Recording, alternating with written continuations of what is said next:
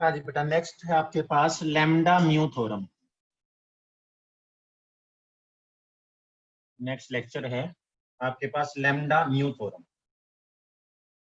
Lambda mu theorem कहती क्या है कि मान लीजिएगा ये कोई भी पॉइंट ओ है, ओ से एक फोर्स है अलोंग लाइन ओ ए पर, ओ ए ऐसे ओ टू बी,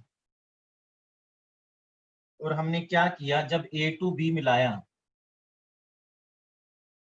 और ये पॉइंट सी लिया, ये मेरा ओ टू सी है। जो ओ ए का मैग्नीट्यूड है ये lambda into O A magnitude का फोर्स है। ये आपके पास mu into O B magnitude का है। तो यहां पर आपके पास ये बन जाएगा lambda plus mu along this O C. और उस पे कंडीशंस क्या हैं, ये एक डॉटेड लाइन है बेटा। मैंने this is your mu time C B,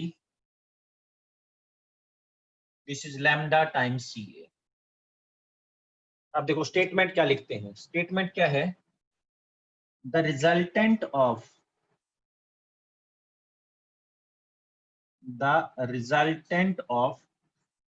two forces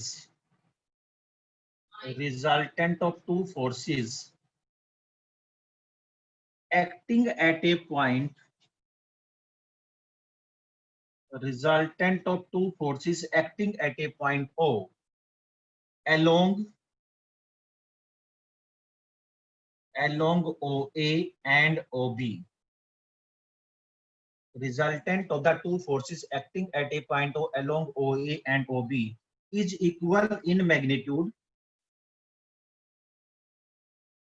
and is equal in magnitude lambda time O A, along O A पर lambda time O A magnitude का फोर्स है, and along this thing mu time O B respectively is, जो resultant है वो आ जाएगा lambda plus mu into O C, where C की जो लोकेशन है, C is a point, C is a point such that lambda time C A is equal to mu times CB. Lambda times CA is equal to mu times CB. ठीक है, वो कहता है कि अगर along OA एक force है जिसका मैग्नीट्यूड लैम्डा टाइम OA है, along दिस है म्यू टाइम OB है, तो उसका resultant lambda plus mu two AC हो जाएगा। लेकिन C की पोजीशन कहाँ रखे, C से लेकर A तक का डिस्टेंस का लैम्डा टाइम और C से लेकर B तक का म्यू टाइम वो बराबर रहेंगे अगर ये कंडीशन सेटिस्फाई करता है। ठीक है जी बात। अब बेटा इस बात का प्रूफ करते हैं। ये स्टेटमेंट है आपके पास, स्टेटमेंट। अब देखिएगा प्रूफ की बात करते हैं। In triangle OAC, right angle triangle OAC के मुताबिक अगर हम OC मतलब ट्राइंगल लो के मुताबिक, बेसिकली ट्राइंगल लो बीच में आ जाता है, OC प्लस CA करते हैं ना बेटा, तो C कॉमन है उसको छोड़ दो, ये आपके OA के बराबर, ठीक है ना। ये कह दो by triangle law of forces, by triangle law of forces, ठीक है। ऐसे ही अगर हमने क्या किया, इस बात के साथ लैम्डा मल्टीप्लाई किया दोनों पास से, लैम्डा टाइम ओ सी प्लस लैम्डा टाइम सी के, ठीक है। इसको हमने इक्वेशन नंबर 1 का नाम दिया। Now in triangle OBC, OBC के मुताबिक अगर OC प्लस CB करते हैं वो मेरे पास OB के बराबर आ जाता है। और अगर हम इसमें म्यू टाइम मल्टीप्लाई कर दें, mu time OC plus mu time C, ये आपके पास सेकंड इक्वेशन आ जाती है। सेकंड इक्वेशन आ जाती है।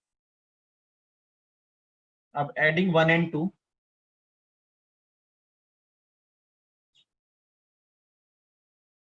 एडिंग 1 and 2, आप लेफ्ट का लेफ्ट में ऐड कर दीजिएगा,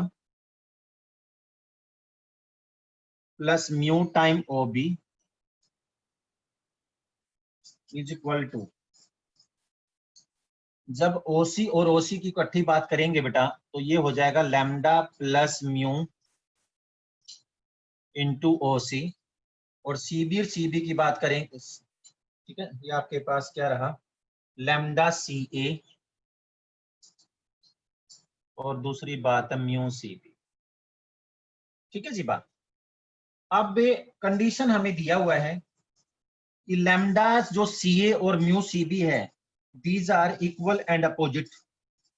इक्वल एंड अपोजिट होने की वजह से इसकी वैल्यू 0 आ जाती है, because lambda CA is equal to mu CB magnitude wise बराबर हैं बट अपोजिट डायरेक्शन में है, तो इसका मतलब they will balance each other, और इसका आंसर आपका क्या हो जाएगा, 0 आ जाएगा।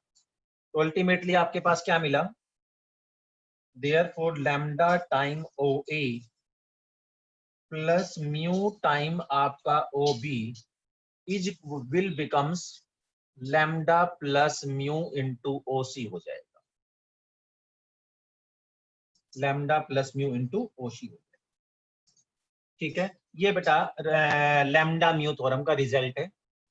एज ए स्पेशल केस,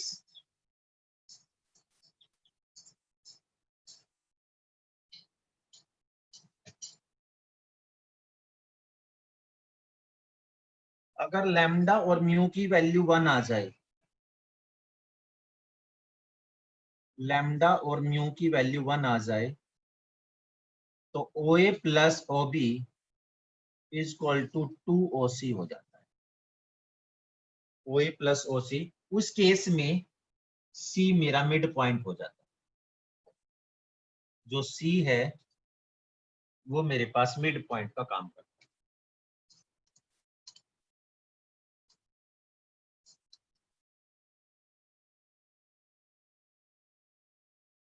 ठीक है जी बात, ये बेटा इसका प्रूफ है। अब एक सवाल देख लेते हैं।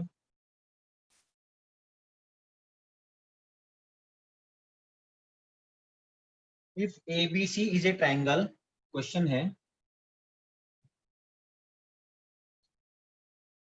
if ABC is a triangle and G is the centroid,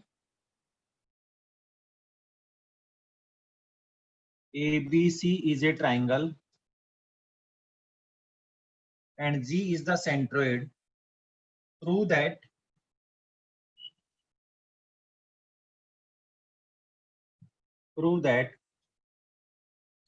forces represented by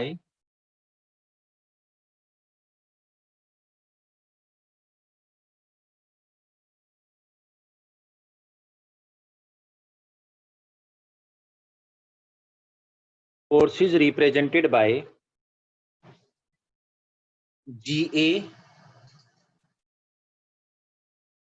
GB and GC, GA, GB and GC are in equilibrium. Forces represented by GA, GB, GC are in equilibrium. ये सवाल है। Solution कैसे है, आपके पास ये मेरा point है ABC,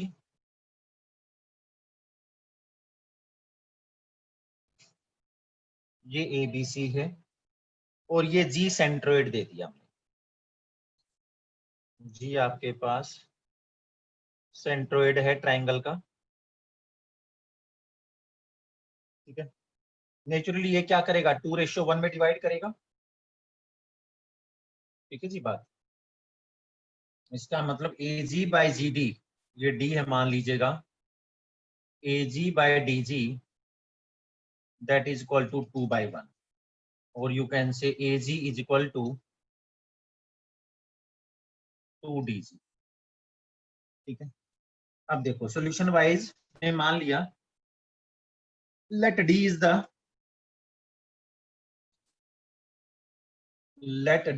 the midpoint of BC। D आपका BC का मिड पॉइंट है, therefore GA plus GB plus GC, ये आपके पास क्या रहा, GA। हमने क्या किया, देखो बेटा GB प्लस GC, आप इसको लैम्डा म्यू से जोड़ सकते हो। GB प्लस GC कुछ भी नहीं है तो 1 1 है, तो 2 टाइम्स GD के बराबर हो जाएगा। 2 टाइम्स आपका लैम्डा म्यू के मुताबिक 2 टाइम GD। ये जो पार्ट है ना GB प्लस GC, आप इसको लैम्डा म्यू से कंपेयर करो तो बेटा कुछ भी नहीं है, तो ये 1 मैग्नीट्यूड का जैसे उसका स्पेशल केस करवाया था, तो 2 टाइम GD हो जाएगा। अब इस पे दोबारा लगाओ, अगर GA और आपके पास क्या है GA प्लस 2GD, यहां से आ जाऊं 2GD या DGA किसके बराबर है, यहां से इस कंडीशन के मुताबिक वो AG के बराबर है।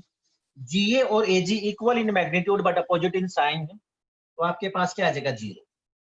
और एक बात होती है बेटा, जब भी हमें ये साबित करना है कि GA GB GC इक्विलिब्रियम में है तो उनका नेट रिजल्ट आपका 0 आ जाए। नेट रिजल्ट 0 आए तो हम ये कह देंगे therefore GA GB and GC are in equilibrium, these are in equilibrium। ठीक है, एक बार ये देखिएगा, 2 4 सवाल और ट्राई कीजिएगा, फिर मैं इसी प्रॉब्लम और बताता हूँ बेटा।